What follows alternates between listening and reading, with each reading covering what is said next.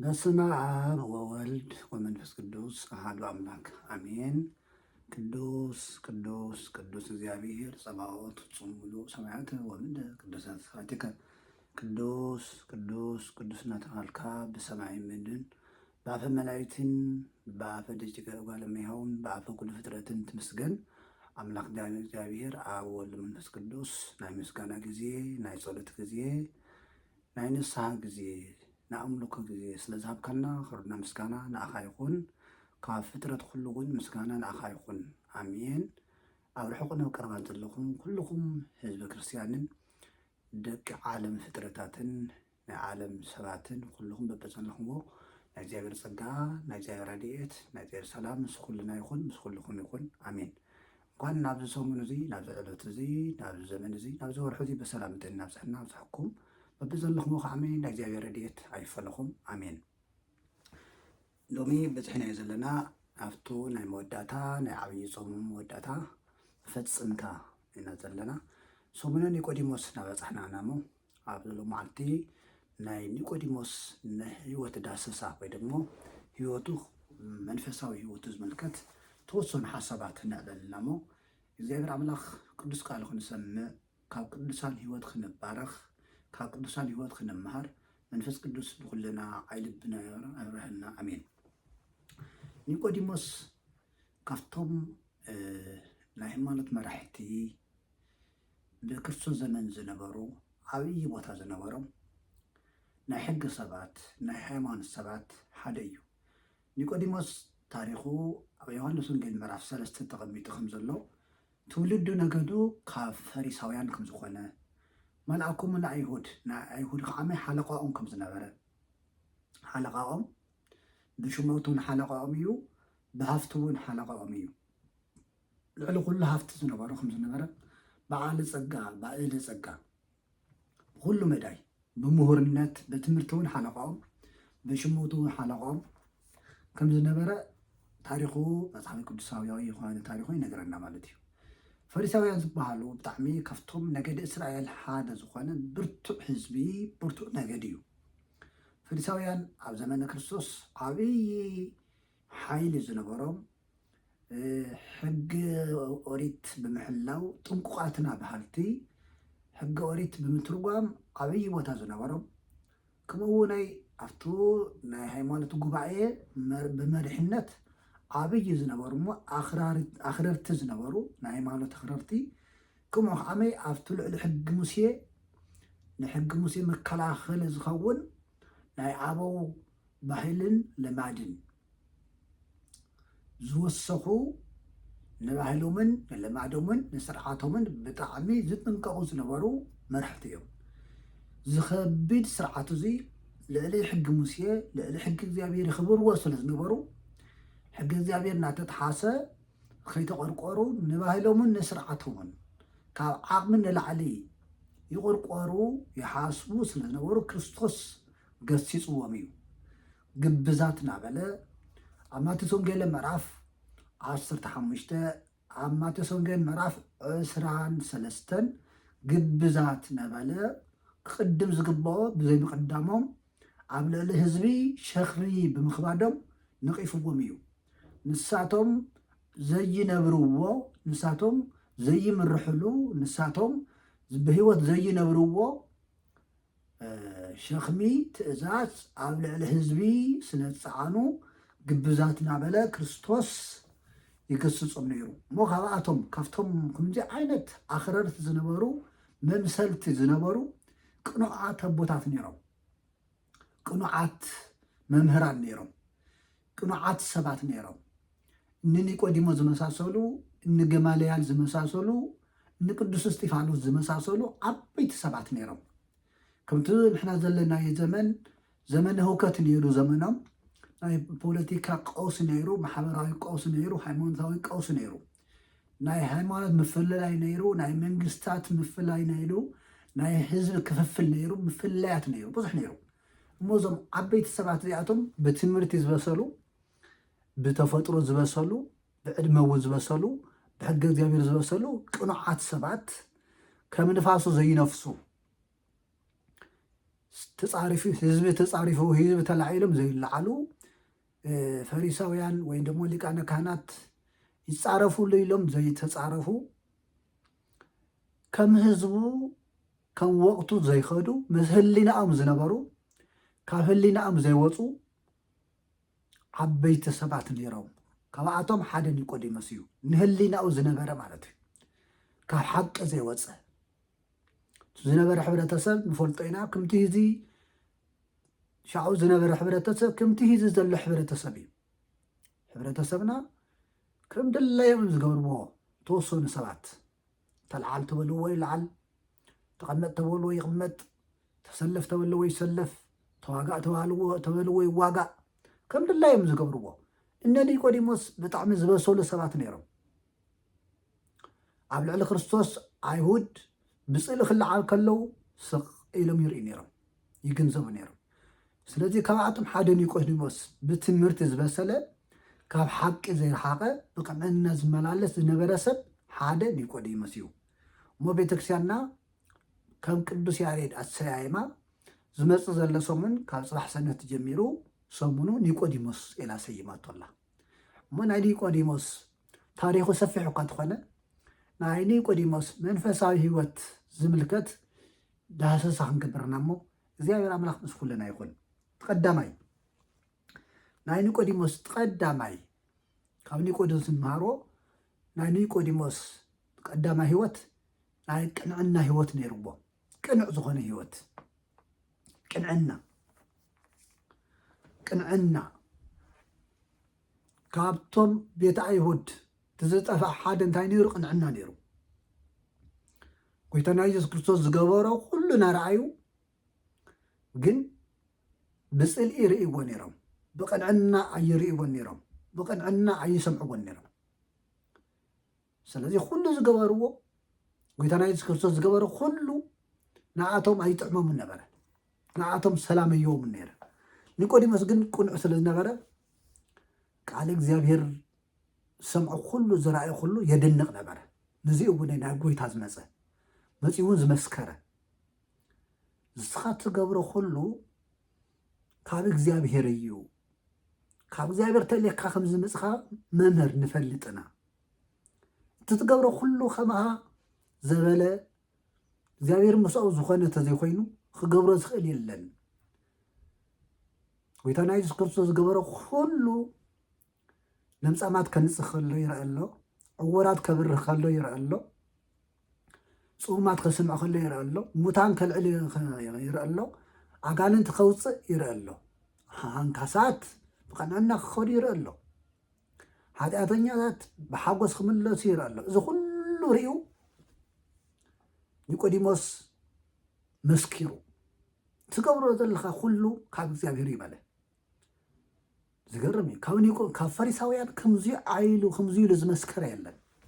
ፈሪሳውያን ተኣምራት ይርእዩ ነይሮም እዮም፣ በረከተ ህብስት ይበልዑ ነይሮም እዮም። እዛ ኣምላካዊ ዝኾነት ናይ እግዚኣብሔር ዝኾነት ተግባር ግን ይቕብልዋን ነይሮም። ሰይጣናዊ ቅንዓት ሓዲርዎም እንዲያው ይፃልእዎ ነበሩ። ንምንታይ ብሰንበት ሕወኻና ወሊኦም ዝበኣስዎ ነበሩ። ኒቆዲሞስ ቅኑዕ ስለ ዝኾነ ኩሉ ብቅንዕና ይርኦ ነይሩ። ትክክል ካብ እግዚኣብሔር ከም ዝኾነ ኣስተውዒሉ መርሚሩ ምስክርነት ሂቡ። እቲ ምስክርነቱ እንታይ እዩ ዝበለ? ንስኻ ናይ ኒቆዲሞስ ምስክርነት ንስኻ ካብ እግዚኣብሔር ዝመፃኻ መምህር ምዃንካ ንፈልጥ ኢና በለ። ዮሃንስ ወንጌል ምዕራፍ 3 ቁጥሪ 2 ዘሎ እዩ። ካብ እግዚኣብሔር ምዃንካ ኣይሁዳውያን ካብ እግዚኣብሔር ምዃኑ ይቕበልዎን እዮም። ካብ እግዚኣብሔር መፅእ ክብል ከሎ ተቃዊሞምዎ እዮም። ንስኻ ካብ እግዚኣብሔር ይኹንካን ንቱ ዕውር ኮይኑ ዝተወለደ ካበይ ምስ ፈወሰ ካበይ ከም ዝመፀ ይንፈልጥን እዮም ዝበልዎ። እቲ ዓይንኻ ዘብረህልካ ካበይ ምዃኑ ኣይንፈልጥን እዮም ዝበሉ። ኣይንፈልጥን ናፈለጡ እኮ እዮም ኣይንፈልጥን ዝበሉ። ስለዚ ኒቆዲሞስ ግን ኢየሱስ ክርስቶስ ካበይ ምዃኑ ዘፈለጠ እሞ ብቅንዕና ዝተመላለሰ ሰብ እዩ። እዚ እዩ ካብ ኒቆዲሞስ እንመሃሮ ሓደ ቅንዕና እዩ። ቅንዕና ናይ እግዚአብሔር ቃል ብቕንዕና ክንሰምዖ ከለና ኣብ ህይወትና ህይወት ይዘርእ ናይ እግዚአብሔር ቃል ብሰላም ከሰምዖ ከለና ኣብ ህይወትና ሰላም ይበና ናይ እግዚአብሔር ቃል ብቕንዕና ክንሰምዖ ከለና ኣብ ህይወትና ሓጎስን ደስታን ይበና ናይ እግዚአብሔር ቃል ብቕንዕና ከሰምዖ ከለና ፈውስን ድሕነትን ይበና ናይ እግዚአብሔር ቃል ብቕንዕና ክንሰምዖ ከለና ዕረፍቲ ይበና ፍቅሪ ይበና ብቕንዕና ስለዚ ናይ እግዚአብሔር ቃል ብቕንዕና ክንሰምዖ ኣለና ንዚኡ ናይ ቅዱስ ያዕቆብ ከምዚ ይብለና ስለዚ ንኩሉ ርክሰትን ነቲ በዚሑ ዘሎ ክፍኣትን ካባኻትኩም ኣርሕቑ ነቲ ንነብስኹም ከድሕን ዝኽእል ኣብ ልብኹም ተዘሪኡ ዘሎ ቃል ድማ ብቕንዕና ተቐበልዎ ቅዱስ ያዕቆብ ናይ ያዕቆብ መልእክቲ ምዕራፍ 1 ቁጥሪ 21 ንኩሉ ርክሰትን ነቲ በዚሑ ዘሎ ክፍኣትን ካባኻትኩም ኣርሕቑ መጀመርያ ምርሓቅ ክፍኣት ሒዝና ቃል እግዚአብሔር ክንሰምዕ ኣይንኽእልን ኢና ኒቆዲሞስ ናይ ኣይሁድ ክፍኣት ኣብ ልቡ ተዝህሉ ነይሩ ናይ ኣይሁድ ጠዋይ ልቢ ናይ ክፍኣት ልቢ ተዝህልዎ ነይሩ ናብ ክርስቶስ ክምፅእ ኣይመኽኣለን እዩ ስለዚ ቃል እግዚአብሔር ብቕንዕና ይሰምዕ ስለነበረ እዩ ናብ ክርስቶስ ክመፅእ ክኢሉ ስለዚ ቅዱስ ያዕቆብ እንታይ ይብለና ኣሎ ንነብስኹም ከድሕን ዝኽእል ኣብ ልብኹም ተዘሪኡ ዘሎ ቃል ድማ ብቕንዕና ተቐበልዎ ነብስና ብእግዚአብሔር ቃል እያ ትድሕን ነብስኹም ከድሕን ዝኽእል ናይ እግዚአብሔር ቃል ሲ ነብሲ ከም ዘድሕና እንደ ሰባትና ንፈልጥ ናይ እግዚአብሔር ቃል ሓይሊ ከም ዘለዎ ፈውሲ ከም ዝህብ ድሕነት ከም ዝህብ ካብ ሓጢኣት ከም ዘንጽህ ካብ መርገም ከም ዘንጽህ ካብ ደውየ ካብ ሕማም ከም ዘንጽህ ከም ዘድሕን ክንደይ ሰባትና ንፈልጥ ክንደይ ኣመንቲ ኣለና ንነብስኹም ከድሕና ዝኽእል ኣየናይ ናይ እግዚአብሔር ቃል ናይ እግዚአብሔር ቃል ማለት ወንጌል ማለት እዩ ብስራት ማለት እዩ ኩሉ ግዜ ሐዋርያት ሰበኽዎ ቤተ ክርስቲያን ኩሉ ግዜ ትእውጆ እዩ ኩሉ ግዜ ናይ እግዚአብሔር ቃል ይበሃል ናይ እግዚአብሔር ቃል ስለዚ ናይ እግዚአብሔር ቃል ኣብ ልብኹም ተዘሪኡ ዘሎ ናይ እግዚአብሔር ቃል ኣብ እዝኒ ይኮነን ዝዝራእ ናይ እግዚአብሔር ቃል ንእዝኒ ይኮነ ዝነገር ናይ እግዚአብሔር ቃል ንልቢ እዩ ዝነገር ናይ እግዚአብሔር ቃል ኣብ ልቢ እዩ ዝቕመጥ ናይ እግዚአብሔር ቃል ኣብ ልቢ እዩ ዝዝራእ ናይ እግዚአብሔር ቃል ኣብ ልቢ እዩ ዝበቁል ኣብ ልቢ እዩ ዝዓቢ ኣብ ልቢ እዩ ዝዕንብብ ኣብ ልቢ እዩ ዝፈሪ እግዚአብሔር ቃል ዓለም ናይ እግዚአብሔር ቃል ትስምዕን እያ ዓፅያ እያ ኣይሁዳውያን ናይ እግዚአብሔር ቃል ክሰምዑ ዓፅዮም ከም ዝነበሩ ሎሚ እውን ናይ ዓለም ሰባት ናይ እግዚአብሔር ቃል ክሰምዑ ይደልዩ ናይ እግዚአብሔር ቃል ሓይሊ ከም ዘለዎ ሰላም ከም ዝህብ መፍትሒ ከም ዘለዎ ዓለም ኣይተኣምንን ንዚኡ እውን ብሞትን ብመከራን ተጨማሊቃ ትነብር ዓለም ሰላም ከተምፅእ ትኽእላ ብባዕላ ስለተኣምን ብሓይለይ ብስልጣነይ ብኩናት እናበለት ሰላም ከተምፅእ ትደሊ ትመፍትሒ ሰላም ካብ እግዚአብሔር ምዃኑ ኣይተኣምንን እያ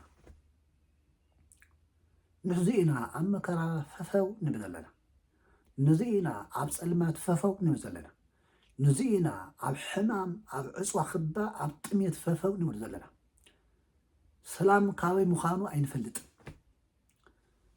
ሰላም ዝመፅእ ናይ እግዚአብሔር ቃል ብቕንዕና ክንሰምዕ ከለና እያ ህዝቢ ትመርሑ ዘለኹም ኣብ ስልጣን ዘለኹም ሰብ ግዘ ናይ እግዚአብሔር ቃል ንድኻታት ጥራይ ኣይኮነን ናይ እግዚአብሔር ቃል ንካህናት ጥራይ ኣይኮነን ናይ እግዚአብሔር ቃል ንደቂ ሰባት ኩሉ እዩ ስለዚ ከም ኒቆዲሞስ ናይ እግዚአብሔር ቃል የለየኩም እዩ ኣብ ስልጣን ዘለኹም ኒቆዲሞስ ስልጣን ዘለዎ ሰብ እዩ ናይ ሃይማኖት መራሒ እዩ ናይ ህዝቢ መራሒ እዩ ግን ህይወቱ ብእግዚአብሔር ቃል ይምርምር ነይሩ ስለዚ ናይ እግዚአብሔር ቃል ክሰምዕ ናብ ክርስቶስ ዝኸደ እሞ ናይ እግዚአብሔር ቃል ብቕንዕና ስምዕዎ ኣብ ዘመን እዚ ናይ እግዚአብሔር ቃል ናብ ኩሉ እዩ ዝባፃሕ ኣብ ዘመን እዚ ናይ እግዚአብሔር ቃል ንኩሉ ግልፂ እዩ ናይ እግዚአብሔር ቃል ብዙሕ እዩ ዝንገር ዓለም ይዝረእ ኣሎ እዩ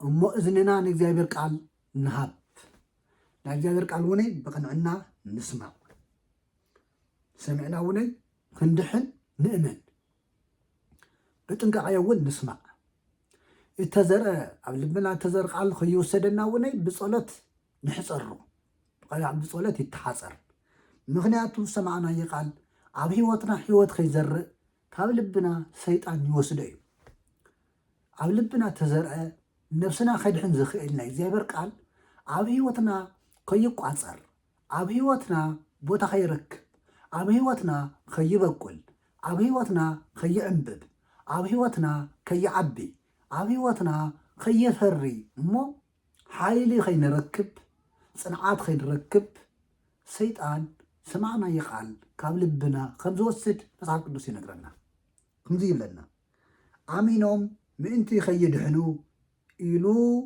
ሽዑ ሰይጣን መጺኡ ነቲ ቃል ካብ ልቦም ይወስዶ ናይ ሉቃስ ወንጌል ምዕራፍ 8 ቁፅሪ 11 ብዛዕባ ናይ ዘርኢ ምስላ ጎይታና ኢየሱስ ከምህር ከሎ ኣብ መንገዲ ዝወደቐ ዘርኢ ኢሉ መሲሉ ከም መንገዲ ዝወደቐ ዘርኢ ቃል እግዚአብሔር እዩ ብመንገዲ ተመሰለ ናይ ሰብ ልቢ ኢሉ እቱም ኣዕዋፍ ተባሃሉ ኣጋንንቲ እዮም ኢሉ መሲሉ ንገርና ኣሎ ሰባት ናይ እግዚአብሔር ቃል ሰሚዖም ምእንቲ ከይድሕኑ እቲ ሰምዕዎ ቃል ኣብ ልቦም ከይሓድር ኣብ ህሊናኦም ከይቕረጽ ኣብ ህሊናኦም ከይፅሓፍ ሰይጣን መጺኡ ትሰምዕዎ ቃል ካብ ልቦም ይወስዶ እዩ ዝብለና ዘሎ እግዚአብሔር መንፈስ ቅዱስ ይሕፀረና እግዚአብሔር መንፈስ ቅዱስ ይሸፍነና እግዚአብሔር መንፈስ ቅዱስ ካብ ኣጋንንቲ ተንኮል ይሰውረና ብክንፈ ረድኤቱ ይሓልወና ንሕና ወእትወከ ብጸሎተ ክነፊከ ብክንፍኻ ጽላሎት ስወር እየ ዝብለና እግዚአብሔር ተዘይጽሊሉና ህይወትና ዋጋ ይብሉን መንፈስ ቅዱስ ተዘይሓፂሩና ታቦተ ሕጉ ለእግዚአብሔር በካህናት ጽርት ወመንፈስ ቅዱስ ክልልቲ እዩ ዝብል ታቦተ ሕጉ ማለት ናይ ክርስቲያን ልቢ ማለት እዩ ናይ ምእመናን ልቢ ብካህናት ሕፅርት ማለት ብካህናት ጸሎት ብካህናት ረድኤት ብካህናት መምህርነት ዝተሓፀረት እያ ወመንፈስ ቅዱስ ክልልት ብመንፈስ ቅዱስ ጸጋ ከዓመይ ዝተሸፈነት እያ ዝተጋረደት እያ ይብለና ኣሎ መንሕና ካብ መንፈስ ቅዱስ ጸጋ ርሒና ከይነብር ጥንቃቅ ኢለና መንፈስ ቅዱስ ተዘይኸሊሉና ተዘጋሪዱና መንፈስ ቅዱስ መጽላለጅ ውሃልዮ ልጽየለክ ይኹም ተባለ መንፈስ ቅዱስ ክጽልለክ እዩ ሃይሉሉ እውን ክጋርደክ ይኹም ተባለ መንፈስ ቅዱስ ተዘጋሪዱና ሰማዕናዮ ቃል ኣብ ልብና ከይሓድር ዝገብር ጸላኢ ኣብ ዙርያና ዝዘውር ኣሎ ካብ ልብና ዝወስድ ኣሎ ሰማዕናዮ ቃል ህይወት ከይህበና ብሰማዕናዮ ቃል መንፈሳዊ ፍረ ከይነፍሪ ሰማዕናዮ ቃል ዘረስዕ ክንዕቆ ዝገብር ክንርስዖ ዝገብር ብሓሳብ ዝወስድ ካብ ልብና ዝሰርቕ ኣሎ እሞ ካብኡ ክንሕሎ ብቅንዕና የድልየና ስለዚ ኒቆዲሞስ ሓደ ካብ ኒቆዲሞስ እንታይ ተምህርና ኣለና ናይ እግዚአብሔር ቃል ብቅንዕና ምስማዕ ከም ዘድሊ ናይ ኒቆዲሞስ ናይ ቅንዕና ህይወት ከም ዝነበሮ ርኢና ኣለና ማለት እዩ ካሊእ ካብ ኒቆዲሞስ ንምሃር እንታይ እዩ ትግሃት ኒቆዲሞስ ትጉህ እዩ ትግሃት እዩ ለይቲ ዝግስግስ ነበረ ኣብ ስራሕ ውዒሉ ኣብ ፍርዲ ውዒሉ ኣብ ትምህርቲ ውዒሉ ለይቲ ከዓመይ ናብ ጎይታና ኢየሱስ ክርስቶስ ይገስግስ ነበረ እዚ ከዓመይ ኣብ መጽሓፍ ቅዱስ ተጻሒፉ ስለ ዘሎ ኣብ ጸሎት ኩሉ ግዜ ስለጽልዮ ቱ ዝደግሞ ቃል ትጽልዮ ጸሎት ብተግባር ክገልጾ ንርኢ ኣለና ኣብቱ ኒቆዲሞስ ጽልዮ ጸሎት እንታይ እዩ ኣብ መዝሙረ ዳዊት ተቐመጠ ናይ እግዚአብሔር ቃል ኣሎ እንታይ ዝብል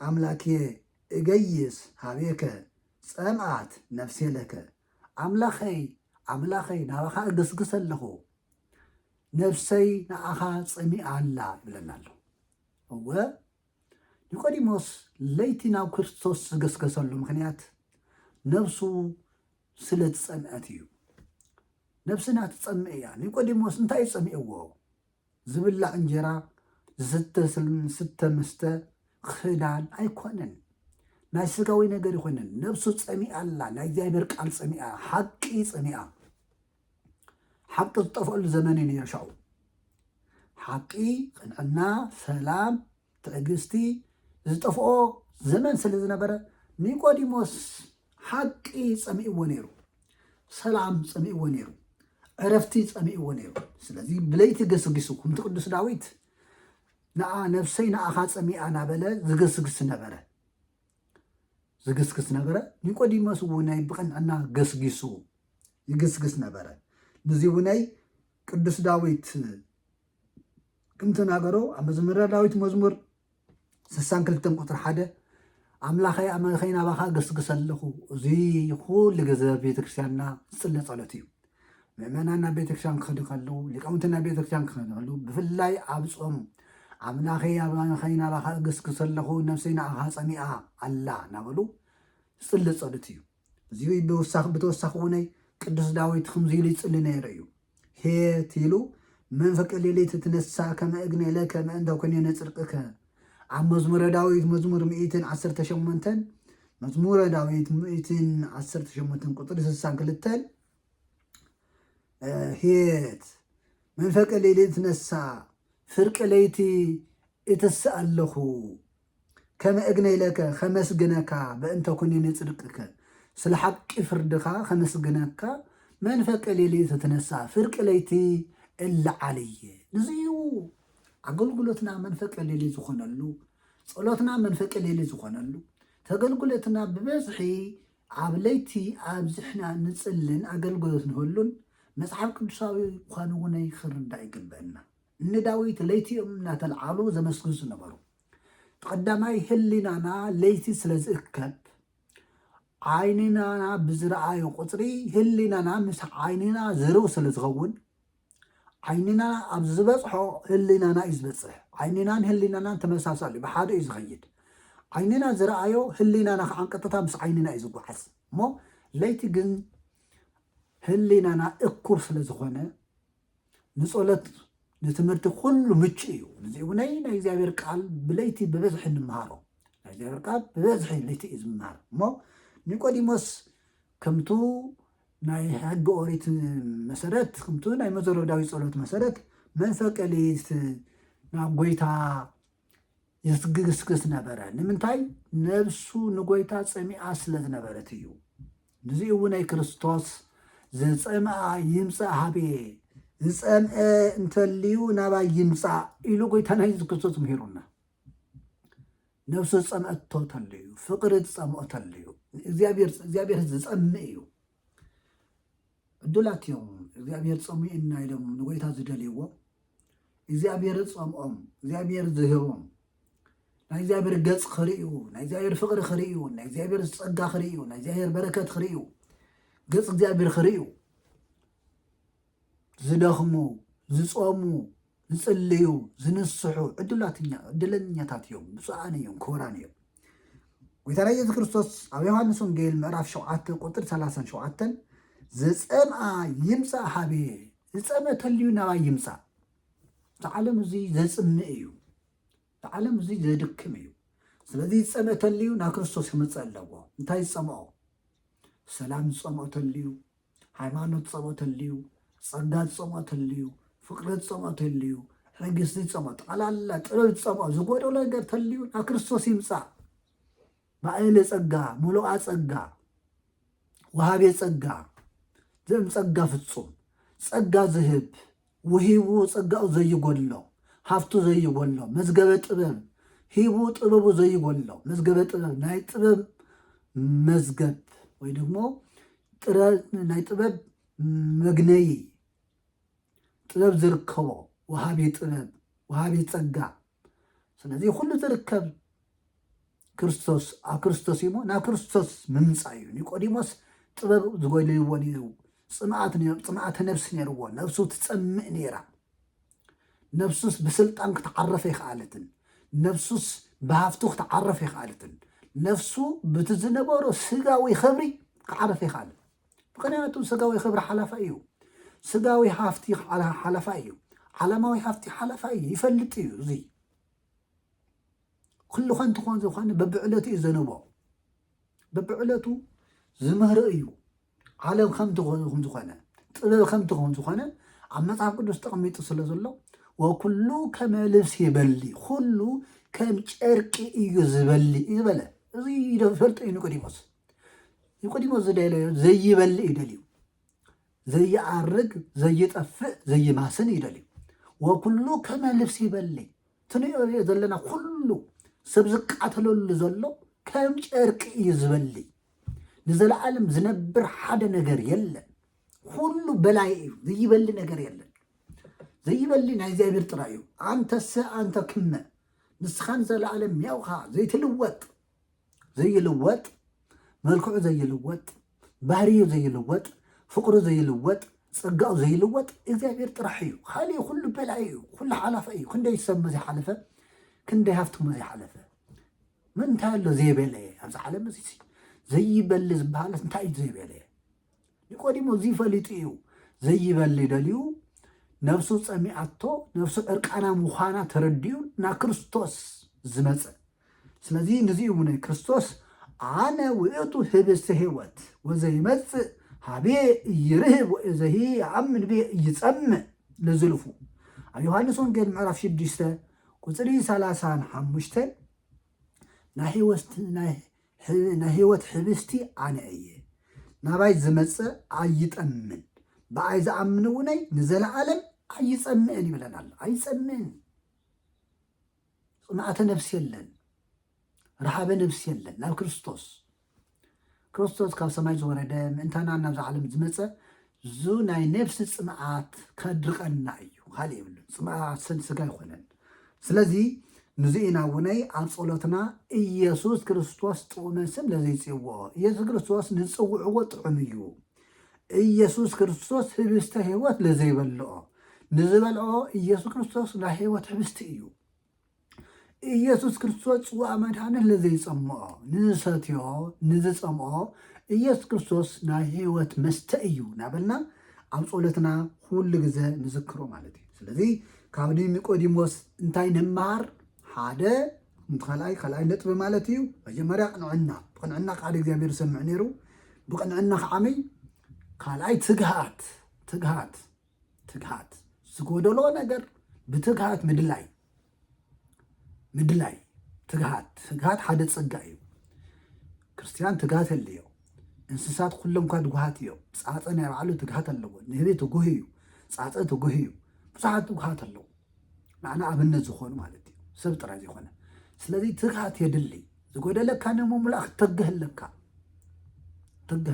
ድቃስን ስካርን ድኻ ይገብሩ እዩ ዝብል መጽሓፍ ቅዱስ ድቃስን ስካርን ምስካርን ድኽነት ይገብሩ ይብል እሞ ኣብ ኒቆዲሞስ ተኻልኣይ ነጥብ ንምሃሮ ትግሃት ንምሃር ማለት እዩ ካብ ናይ ኒቆዲሞስ ህይወት ሳልሳይ ካብ ኒቆዲሞስ ንምሃሮ ኒቆዲሞስ ኣበይ ከም ዘሎ ነፍሱ ዝመርመረ ናይ ነፍሱ ህይወት ዝመርመረ ነፍሱ እንታይ ከም ዝኾነት ኣበይ ከም ዘሎ ከመይ ከም ዘሎ ዝመርመረ ሰብ እዩ ስኢሉ ሰሚዑ ለይሁር ኣይኮነን ሰሚዑ ዝነብር ሰሚዑ ዝጓዓዝ ለይምሰል ዝነብር ይኮነን እንታይ ነቱ ዝፈለጠ ርእሱ ህቱ ርእሰኩም ከም ተባሃለ ርእስኩም መርምሩ ከም ተባሃለ ርእሱ ብመጽሓፍ ዝመርመረ ድኽመቱ ተረድአ ጉድለቱ ተረድአ እዩ እዚ ካብ ኒቆዲሞስ ሓደ ንምሃሮ ንሱ እዩ ኣበይ ከም ዘሎ ተረድአ ኣብ ፀልማት ከም ዘሎ ኣብ ድንቁርና ከም ዘሎ ህይወት ከም ዝጎደሎ ከም ዘይደሓነ ከም ዘይፈለጠ ዝተረድአ ሰብ እዩ መን ኒቆዲሞስ ካብ ኒቆዲሞስ ትምሃሮ ሓደ ቃል እግዚኣብሔር ሰሚዕኻ ቃል እግዚኣብሔር ብቅንዕና ሰሚዕና ቃል እግዚኣብሔር ብትግሃት ሰሚዕና ርእስና መርሚርና ኣበይ ከም ዘለና መፍላጥ እዩ ሓደ ካብ ኒቆዲሞስ ምሃሮ እንታይ እዩ ዝብለና ዘሎ ኣብ ብሉይ ኪዳን ዝነበሩ ሰባት ብትዘንብዎ ኣይርድእዎን ነይሮም ኣይጥቀሙሉን ነይሮም ስለዚ ይጉድኡ ነይሮም ማለት እዩ ይጉድኡ ነይሮም እንታይ ዝብለና ዘሎ እንተኾነ ልቦም ተደፊኑ እዩ ብሉይ ኪዳን ከንብቡ እንተለው እቲ ጉልባብ ገና ክሳዕ ሎሚ ኣይተቐልዐሎምን። ብሉይ ኪዳን እናንበቡሲ ይሽፈኑ ነይሮም፣ ኣይግለጸሎምን ነይሩ። ብሉይ ኪዳን ምሳሌ እዩ፣ ኣይተተርጎመን። ብሉይ ኪዳን መጽሓፈ ነቢያት ብዛዕባ ክርስቶስ እዩ ተነጊሩ፣ ምንታይ ምዃኑ ይርድዎን ነይሮም። ስለዚ ንኣቶም ተሸፈነ ነገር እዩ፣ ንኣቶም ዘይተገለጸ ምስጢር እዩ። ስለዚ ካብ ድምፂ ዝሓለፈ ካብ ምንባብ ዝሓለፈ ዝተገለጸሎ ምስጢር ኣይነበረን። እቲ ጉልባብ ገና ክሳዕ ሎሚ ኣይተቐልዐሎምን። እቲ ጉልባብ እቲ ዝቕላዕ ብክርስቶስ ጥራሕ እዩ እሞ ናይ ብሉይ ኪዳን ትርጓሜ ዝግለጽ ብክርስቶስ እዩ። ክርስቶስ ዝመፀን ናይ ኦሪትን ናይ ነቢያትን ትንቢት ክፍጽም እዩ። ኩሉ ብክርስቶስ እዩ ተፈጺሙ። ስለዚ ናብ ክርስቶስ ሰብ ናይ ብሉይ ኪዳን ትንቢት ክርዳእ ዝኽእል ናብ ክርስቶስ ተመፅኡ ማለት እዩ። ብክርስቶስ ተዘይኣሚኑ ክግለጸሎ ይኽእልን። ስለዚ ሰብ ካብ ዓለም ሓሳብ ካብ ናይ ብሉይ ኪዳን ስርዓት ነፃ ክወፅእ እንተኮይኑ ናብ ክርስቶስ ክመፅእ ኣለዎ። ናብ ክርስቶስ እቲ ጉልባብ እቲ ዝቕላዕ ብክርስቶስ ጥራሕ እዩ ይብለሎ። ክርስቶስ እዩ ዝቕልዖ። ሰብ ናብ ክርስቶስ ተመፅኡ ይቕላዕ ዝኽእል። ስለዚ ኣይሁዳውያን ተጎልቢቦም እዮም ዝነበሩ፣ ተሸፊኖም እዮም ዝነበሩ። እስካብ ሎሚ ተሸፊኖም እዩ ዘለዉ። ጉልባብ ኣለዎ፣ ጉልባብ ዘየርኢ ማለት እዩ። መጋረጃ ኣሎ፣ ምስ እግዚኣብሔር ዘይራኽብ፣ ምስ ነገረ ድሕነት ዘይራኽብ ጉልባብ ኣሎ ማለት እዩ። ተጎሊቡ እዩ እወ ክሳዕ ሎሚ እውን ሕጊ ኦሪት ክንበብ እንተሎ ልቦም ብጉልባብ ክውል እዩ ተኸዊልዎም እዩ ዘሎ። ሓቂ ተኸዊልዎም፣ ናይ ክርስቶስ ናይ እግዚኣብሔር ምስጢር ተኸዊልዎም፣ ናይ ነቢያት ትንቢት ምስጢር ተኸዊልዎም እዩ ዘሎ። ኣይሁድ ጥራይ ኮይኖም ግን ኣብዚ ዓለም እዚ ክርስቲያን ኮይኑ እውን ተኸወሎ ብዙሕ እዩ። ልማድ ዝጎልቦ ብዙሕ እዩ። ስርዓት ዝጎልቦ ብዙሕ እዩ። ባህሊ ዝጎልቦ ብዙሕ እዩ። ኩሉ ክርስቲያን ማለት ክርስቲያን ተባሂሉ ተፅውዒ ማለት ኩሉ ናይ ክርስትና ትርጉም ተረዲእዎ ማለት ይኮነን። ኩሉ ኦርቶዶክሳዊ ዝኾነ ኩሉ ክርስቲያን ተባሂሉ ዝፅዋዕሲ ብትክክል ናይ ክርስቶስ ምስጢር ተገሊጹሉ ማለት ይኮነን። ብልማድ ተኸዊሉ ዝነብር፣ ብባህሊ ተኸዊሉ ዝነብር፣ ባህሊ ዝኸወሎ ብባህሊ ተጎልቢቡ ዝነብር፣ ብስርዓት ተጎልቢቡ ዝነብር፣ ብዓለም ሓሳብ ተጎልቢቡ ዝነብር፣ ብልማድ ተጎልቢቡ ዝነብር፣ ቤተሰብ ተጎልቢቡ ዝነብር ቁፅሪ የብሉን። ሰብ ብክርስቶስ ኣሚኑ ናብ ክርስቶስ ስካብ ዘይመፀ ተጎልቢቡ እዩ ዝነብር። ስለዚ ኣይሁዳውያን ስጋው ሎሚ ተጎልቢቦም እዮም ዘሎ፣ ተጎልቢቦ ተኸዊልዎም እዩ ዘሎ። ናይ ክርስቶስ ሰላም ተኸዊልዎም፣ ናይ ክርስቶስ መከራ ተኸዊልዎም፣ ናይ ክርስቶስ ወንጌል ተኸዊልዎም እዮም። ስጋብ ሕዚ ተኸዊልዎም እዩ፣ ኣይተገለጸሎምን።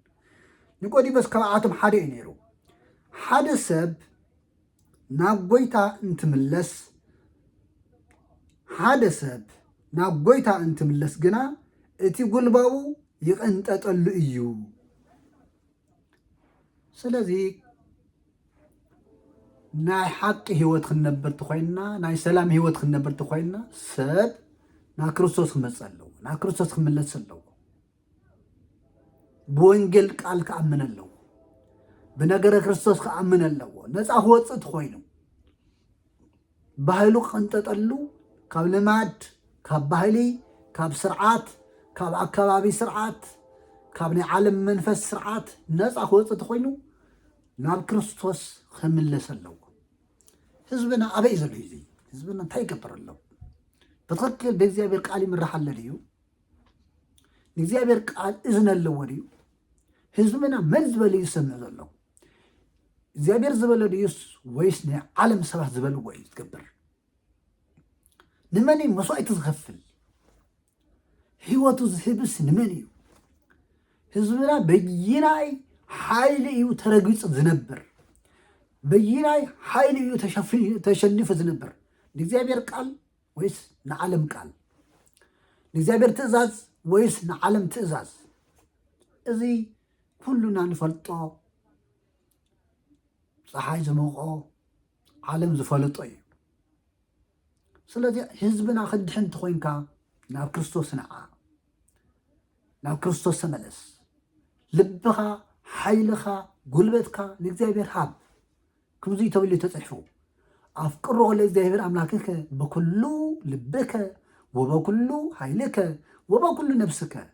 ኣምላክካ ንእግዚአብሔር ብምሉእ ልብኻ ብምሉእ ሓይልኻ ብምሉእ ነፍስኻ ፍተዎ ተባሂሉ ተኣዘዞ ተባሂሉ ኣገልግሎ ተባሂሉ ተፅሒፉ እዩ። ስለዚ ሓይሊ ክንረክብ ተኮይንና ምስጢር ክግለፀልና ተኮይኑ ሰላም ክንረክብ ተኮይኑ ካብ ዓለም ባርነት ነፃ ክንወፅእ ተኮይኑ ናይ ዓለም መንፈስ ካባና ክቕንጠጥ ተኮይኑ ናይ ዓለም ሓሳብ ካባና ክቕንጠጥ ተኮይኑ ናይ ኣጋንንት መንፈስ ናይ ኣጋንንት ኣሰራርሓ ናይ ሰይጣን ተግባር ናይ ዓለማውያን ተግባር ናይ ካሓቲ ተግባር ካባና ክቅንጠጥ ተኮይኑ ናብ ክርስቶስ ንመለስ፣ ናብ ክርስቶስ ንምፃእ፣ ንክርስቶስ ንፍተዎ፣ ናብ ክርስቶስ ንቕረብ። ምክንያቱ ጎይታስ መንፈስ እዩ። ኣብቲ መንፈስ ጎይታ ዘለዎ ድማ ኣብኡ ሓርነት ኣሎ። ካልኣይ ቆሮንቶስ ምዕራፍ 3 ቁፅሪ 14 ስጋብ 18። ካልኣይ ቆሮንቶስ ምዕራፍ 3 ቁፅሪ 14 ስጋብ 18። ጎይታ መንፈስ እዩ፣ ኣብ ኩሉ ሙሉእ እዩ ማለት እዩ፣ ኣይምርመርን ማለት እዩ። ናይ ጎይታ መንፈስ ኣብ ዘለዎ ከዓመይ ሓርነት ኣሎ፣ ነፃነት ኣሎ፣ ዕረፍቲ ኣሎ። ስለዚ በሰላም ክንነብር ተደሊና፣ ሓርነት ተደሊና፣ ሰላም ተደሊና ናብ ጎይታ ምምፃእ እዩ። ናብ ጎይታ ዝመፀ ሰላም ይረክብ። ኒቆዲሞስ ናብ ክርስቶስ ዝመፀሉ ምክንያት ሰላም ደሊ እዩ፣ ሓርነት ደሊ እዩ፣ ነፃነት ደሊ እዩ፣ ዕረፍቲ ደሊ እዩ። ብዓለም ክዓረፈ ይከኣለን። በቲ ዝነበሮ ክብሪ፣ ስጋዊ ክብሪ፣ ስጋዊ ስልጣን፣ ስጋዊ ሃብቲ፣ ስጋዊ ዝምድና ክዓረፈ ይከኣለን። ድቃሰ ይሃቦን ንዚኡ ለይቲ ዝገስገሰ ክንደይ ሰብ ኣለሞ ዘይድቅስ። ሃፍቲ ንሃለዎ ዘይድቅስ ቁፅሪ የብሉን። ጥዕና ንሃለዎ ዘይድቅስ ብዙሕ እዩ። ሓዳር ንሃለዎ ዘይድቅስ ብዙሕ እዩ። ሃፍቲ ንሃለዎ፣ ጉልበት ንሃለዎ፣ ፍልጠት ንሃለዎ ዘይድቅስ ብዙሕ እዩ። ሰብ ዝድቅስ ብክርስቶስ እዩ። ምስ ክርስቶስ ሰላም ክገብር ከሎ፣ ምስ ክርስቶስ ሕብረት ክህልዎ ከሎ፣ ምስ ክርስቶስ ክራኸብ ከሎ፣ ሸኽሙ ንእግዚአብሔር ሕሊፉ ክህብ ከሎ፣ ሸኽሙ እግዚአብሔር ከቕልለሉ ከሎ እግዚአብሔር ሰላም ክህቦ ከሎ እዩ። ሰላም ሰብ ናይ ሰላም ድቃስ ዝድቅስ፣ ናይ ሓጎስ ድቃስ ዝድቅስ። ስለዚ ሰላም ክንረክብ ተኮይንና ናብ ክርስቶስ ክንመፅእ ኣለና ማለት እዩ። ኣብ ፀልማት ከም ዝነበረ ስለ ዘፈለጠ ኒቆዲሞስ ብፀልማት ናብ ክርስቶስ ይመፅና እዩ። ናመን ናብ ብርሃን፣ ናይ ዓለም ብርሃን ክርስቶስ እዩ። ኒቆዲሞስ ብፀልማት ዝተጓዓዘሉ ምክንያት ኒቆዲሞስ ብፀልማት እተጓዓዘሉ ምክንያት ኣብ ፀልማት ከም ዝነበረ፣ ኣብ ድንቁርና ከም ዝነበረ ዘመላኽት እዩ። ሰላም ክረክብ፣ ፍልጠት ክረክብ፣ ጥበብ ክረክብ፣ በሰላም ክነብር ናብ ክርስቶስ፣ ናብ ሰላም ክርስቶስ፣ ናብቲ ሰላም ዝኾነ፣ ናብቲ ብርሃን ዝኾነ፣ ናብቲ ጥበብ ዝኾነ፣ ናብቲ ፍልጠት ዝኾነ፣ ናብቲ ጥበብ ኮይኑ ዝመፀ፣ ፍልጠት ኮይኑ ዝመፀ፣ ሰላም ክበና ዝመፀ፣ ጥበብ ክበና ዝመፀ፣ ፍልጠት ክበና፣ ብርሃን ክበና ዝመፀ ናብ ክርስቶስ ገስጊሱ ማለት እዩ። ነዚኡ እውነይ ክርስቶስ መልሲ ክህብ ከሎ ኣነ ውእቱ ብርሃኑ ለዓለም፣ ኣነ ናይ ዓለም ብርሃን እየ፣ ኣነ ኣብ ዓለም ናሃለኹ ናይ ዓለም ብርሃን እየ ዝበለ ክርስቶስ እዩ። ኣብ ዮሃንስ ወንጌል ምዕራፍ 9 ቁጥሪ 5 ኣነ ኣብ ዓለም ናሃለኹ ናይ ዓለም ብርሃን እየ፣ ናይ ሰብ ማለት እዩ። ክርስቶስ ናብዚ ዓለም እዚ ዝተመላለሰሉ ብርሃን ኮይኑ እዩ፣ ፍልጠት ኮይኑ እዩ፣ ሰላም ኮይኑ እዩ፣ ጥበብ ኮይኑ እዩ። ስለዚ ክርስቶስ ናብዚ ዓለም እዚ ንምንታይ መፅኡ? ፍልጠት ኮነና፣ ጥበብ ኮነና፣ ሰላም ኮነና፣ ዕረፍቲ ክኾነና፣ ብኡና እውነይ ናይ ስላሴ ሓድነት ናይ ዘላለም ህይወትን ናይ ስላሴ ሓድነት ሰለስተነትን ዝፈልጥና እዩ። ብክርስቶስ እዩ፣ ብምስጢረ ስጋዊ እዩ። ናይ መንግስቲ ሰማያት መንገዲ ዝኸፈተልና ንሱ እዩ።